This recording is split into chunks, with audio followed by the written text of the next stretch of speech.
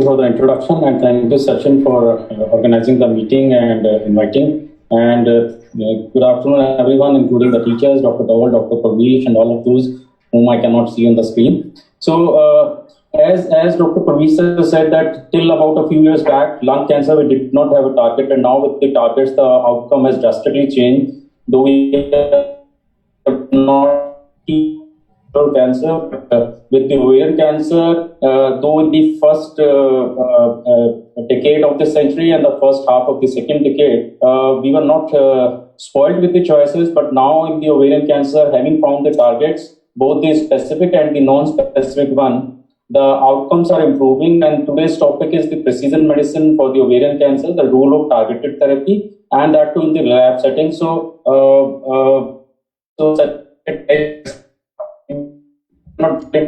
Sandeep, we can't hear you properly. So maybe just see. I think you can switch off your video if there is a signal issue. Okay, let me do that. That might improve this, yeah. Am I better now? Better audible, yes. Yes. So, epithelial ovarian cancer is highest mortality of all the gynecological cancers, with a 5-year survival, which is to the best of the estimates 30 to 40%. Approximately 70% patients with an advanced disease do develop a recurrence within 3 years of completing first-line chemotherapy. And whenever there is a recurrence, it is equal to incurability and chronicity of the disease. And there comes the role of the recurrence therapies and the targeted therapies. Though effective treatment is available, cure is not the target. And the treatment is basically to remove, reduce, or stabilize the tumor load and to prolong the disease-free survival of the patient, and thus aiming at improving the overall survival of the patient. And it's not a one-size-fitting-all approach. We have to make decisions based on the case-to-case basis, in which various factors, including the sensitivity to platinums, platinum-free interval, tolerance to the previous treatment, residual toxicities of the previous treatment, the comorbidities, as well as the targets which we can be exploit to improve the patient outcomes, have to be taken into account. And add to that, it's from the patient side also, the patient willingness for the further treatment, including the performance status, general conditions, signs and symptoms, how quickly we need to control the symptoms, have to be taken into consideration. And besides the physician factors, the patient factors, there are tumor factors as well, in which the histological subtypes, the genetic mutation status, number of lines of previous treatment received also are important. So, there is no perfect right treatment for a particular recurrent ovarian cancer patient, and all the factors as alluded above has to be taken into consideration, and prioritization has to be done based on whenever we prioritize the treatment based on the condition of the patient. That's basically the beauty of the personalized medicine. So coming to the first target, which is though a targeted drug, but it is a very non-specific target. It's a VEGF inhibitor. It targets the neovasculature created by the tumor cells around them, and we all are well versed with the drug bevacizumab. And this is an old drug in an old wine bottle. And these are the 3 trials which I feel are significant enough in the recurrent setting to have our faith in this recurrent ovarian cancer, irrespective of fact whether it is a platinum sensitive or platinum resistant. I will be coming to details of this, but just a snapshot. So OSCEANS is a trial in the platinum-sensitive relapse, first relapse.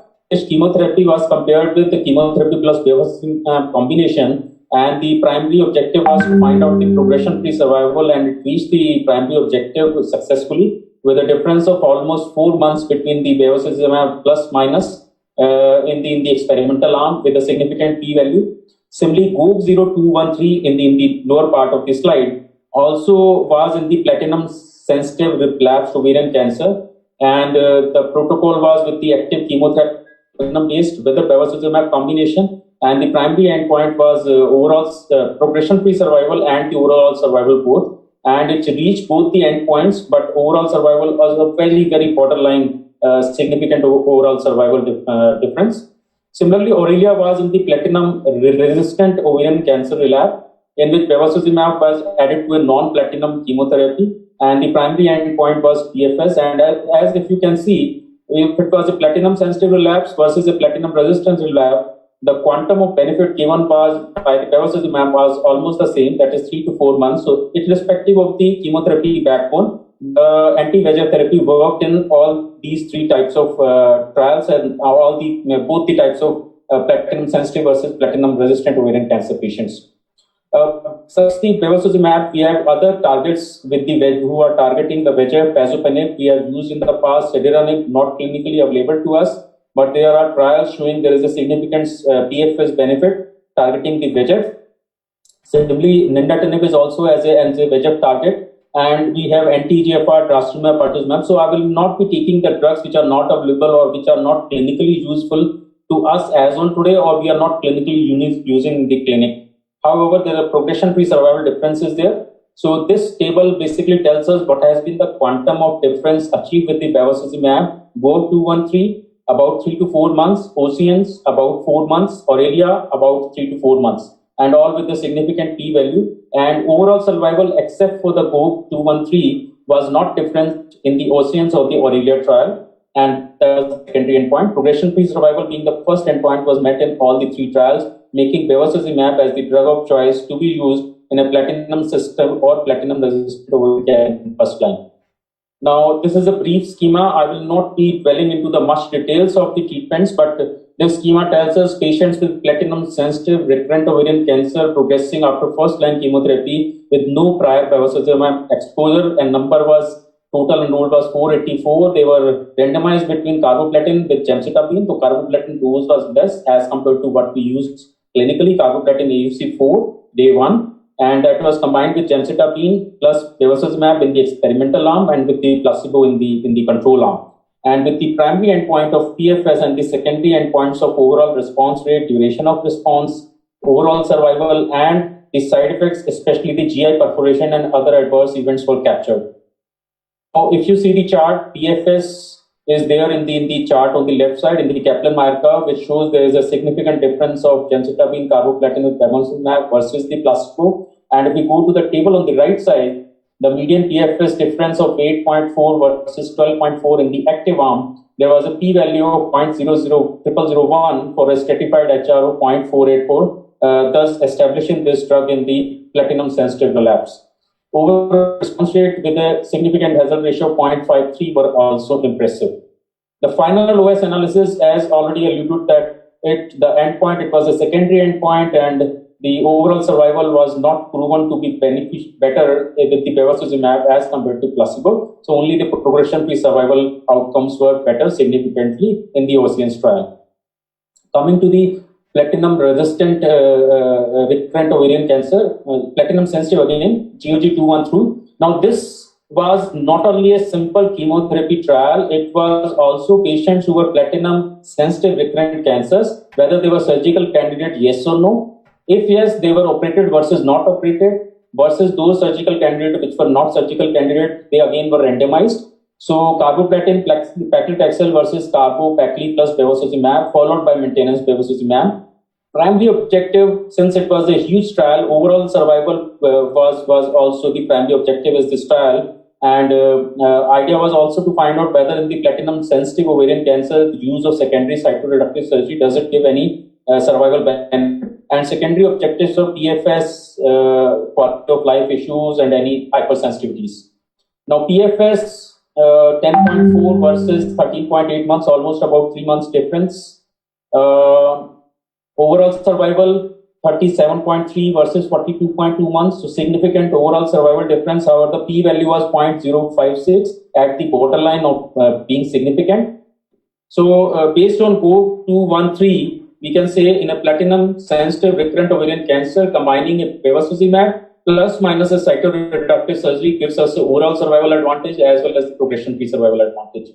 Coming to the platinum-resistant category, which is almost about 50% of our clinical practice patients, bevacizumab addition to the chemotherapy, with the chemotherapy being of the physician choice, which could have been paclitaxel, topotecan, or liposomal doxorubicin, all the three arms with or without bevacizumab, with a primary endpoint of PFS, the endpoint was met even in the platinum-resistant population. As you can see, the orange curve, which is with the bevacizumab with the progression-free survival 6.7 months versus the 3.4 months of the chemotherapy alone. The survival, PFS survival outcome was different. So overall survival, PFS was also proven in the platinum-resistant population also. So whenever we are giving bevacizumab, we should consider whether the patient has been pre-treated with bevacizumab. So till now, there was a thinking that previously treated bevacizumab should not reuse the same drug as we use the whole true for the chemotherapy except for the platinums. Whether there is a quick gain of symptoms necessary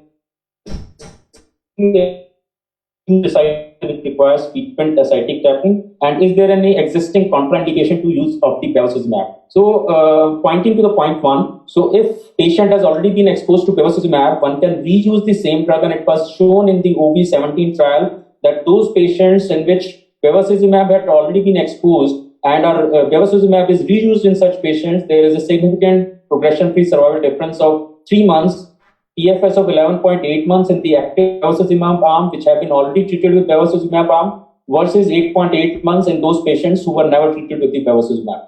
So based on this trial data, we can reuse the bevacizumab in patients who have already been exposed in the first line to the bevacizumab. Coming to the point two, what about ascites? So because since removal of the type ascites is a part of the palliation and symptom control, is a drug can control the ascites, and that was proven in the subset analysis of the earlier trial, which showed that of patients out of the 113 patients who required ascitic tapping, 17% patients treated with the chemotherapy alone needed paracentesis. In contrast, only 2% patients in which additional bevacizumab was added required the paracentesis, thus proving that anti-VEGFR therapy also helps in patients who have troublesome ascites requiring repeated tapping. Coming to the contraindication, grade 2 or 3 hypertension, proteinuria, we all know whether and when these contraindications exist, we should not be using or we should be discontinuing with the bevacizumab. Coming to the second part, the ultimate target, the PARP inhibitors. So as the knowledge about the PARP inhibitors is exploding, I am coming to the conclusion that PARP inhibitor is going to be the drug which we will be using irrelevantly in all the ovarian cancer patients, irrespective of the BRCA mutated or HRD positive status, and we will have the clinical marker of platinum sensitivity to say whether these patients are going to respond to any sort of PARP inhibitors in future or not. So we all know the homologous recombination repair pathway BRCA plays an important role, both BRCA1 and 2, but besides there are 5-6 other genes like RAD50, ATM also, which also take part in the HRD repair, so PARP inhibitors not only block the functioning of the BRCA, but also hamper with the functioning of the other genes, lead to the repair and ultimately leading to the incoherent sort of replication, not relying the repair, leading to the cell death. Now, if we see the HRD from earlier understanding of BRCA positivity of about 10 to 20%, so wide variations in the different populations, now we have come to the point that probably there are tumors, all the tumors, ovarian tumors, they are either HR or homologous recombination deficient or proficient, and almost about 50% fall to either category. So even if they are not germline BRCA1 or 2 mutated, they can be somatic BRCA1 or 2 mutated or methylated or RADC or RADT or ATM mutated, and all these patients, they uniformly respond to PARP inhibitor therapy. Now, these are the PARP inhibitors which as on today are approved, out of which olaparib is freely available in India. Niraparib is also to some extent available in India, but rucaparib availability is yet not there as far as I know. And they are approved in all BRCA mutated patients, and rucaparib also in the non-BRCA mutated in the maintenance part after the fourth line. So like we did for the bevacizumab, these are the snapshots of the trial which established these PARP inhibitors in their respective setting. So olaparib, study 19, SOLO 2 and SOLO 3 in the BRCA mutated platinum sensitive relapsed ovarian cancer with or without high grade serous carcinomas, when they were compared with the placebo or with the single agent chemotherapy, the response rate, the PFS, there was a very wide difference. Now, we should understand that whenever we talk about PFS and bevacizumab, the PFS starts from the day one bevacizumab is combined with chemotherapy, and that 4-month PFS survival is inclusive of the chemotherapy backbone also. In contrast, when we are using PFS for the PARP inhibitors, now PARP inhibitors PFS starts from the day the chemotherapy is finished. If they are not combined, they are under trials for combination with chemotherapy. So the PARP inhibitor PFS starts from the day the chemotherapy is finished and the PARP inhibitors are started. So they don't have the benefit of the backbone of chemotherapy. And if you see study 19, SOLO 2, SOLO 3, all establish a significant progression-free survival difference between the BRCA mutated arms, though all they were the mono arm studies, though they were phase 2 and phase 3, but they showed a significant survival progression-free survival difference. Overall survival difference will also be coming in due course. Now, SOLO 2 in the second line, SOLO 2, the schema is olaparib 300 milligram twice a day versus placebo, and the primary endpoint was progression-free survival, and the secondary endpoints were overall survival, quality of life, safety, and other standard issues that we see, and a significant also secondary endpoint of quality of life issues. Coming to the progression-free survival, you can see in contrast to what we have seen in the bevacizumab, the curves are very widely separated, and then they have become parallel like rail tracks. So I expect this expectation may be like a share market, but my expectation is that this progression-free survival is also going to give us a this overall survival advantage also. And if you see the difference, quantum of difference, despite chemotherapy backbone being not there, in bevacizumab it was only 4 months, but in the PARP inhibitor arm it is almost about 1 year or more than that, and we see almost 2 years in the PARP sensitive setting also, which I am not going to talk to. So based on the data of the study 19 and then SOLO 2 was approved for the recurrent BRCA mutated ovarian cancer post second line of chemotherapy who have responded to platinums. Similarly, niraparib, 2 trials, NOVA and AVANOVA, with or without bevacizumab. Again, the population was BRCA mutated, which was non-germline or somatic mutation versus germline mutated. The progression-free survival difference you can see significantly better. If you see in the NOVA arm, it was PFS of 21 months versus 5.5 months the placebo. It's a huge difference. We usually say stage 3 ovarian cancer approximately about 12 to 15 months is the time for the recurrence. And if you are giving a progression-free survival difference itself for 16 months with a single tablet, then probably you have already achieved what the other drugs could not have done. So, NOVA study design, BRCA mutated, germline randomized versus non-BRCA mutated, niraparib given versus placebo. So, BRCA versus non-BRCA mutated both, the drug uniformly improved the progression-free survival, but as expected with the BRCA mutation, the quantum of benefit was more versus non-BRCA mutated. And now this is being realized that this non-BRCA mutated was actually the HRD deficient subgroup, which also got the benefit of the PARP inhibitors. Different subgroups, BRCA mutated versus non-BRCA mutated, somatic BRCA mutated, HRD positive, HRD negative. There was a uniform outcome difference. However, the months were lower when you are moving from BRCA mutated to non-BRCA mutated subsets. So based on the platinum sensitivity, those patients who are platinum sensitive, so it's like a poor man's test to find a biomarker, maybe a predictive biomarker that those who are platinum sensitive, even if they are BRCA non-mutated, will be having a better outcome as compared to we already know clinically that platinum resistant do much better than the platinum sensitive, and same holds true for the PARP inhibitors as well. If you are BRCA mutated and platinum sensitive, that is the best combination to have as such for the disease characteristics. Rucaparib again, ARIEL 2 and 3. Similar trials, platinum sensitive relapsed ovarian cancers with high grade serous histology and progression free survival. You can see the difference, almost about 1 year difference between the 2 arms.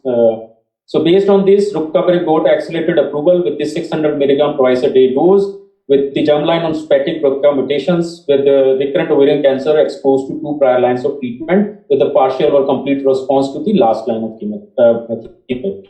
Study design, ARIEL 3, rucaparib versus placebo. Endpoint was again the PFS, and as would have been expected, the endpoint of PFS in the BRCA mutated platinum sensitive population was the highest, 12 versus platinum refractory non-BRCA mutated category. So based again on platinum sensitivity, the outcome PFI of more than 18 months at a median PFS of 25 months versus those. We have to wind up. Winding up.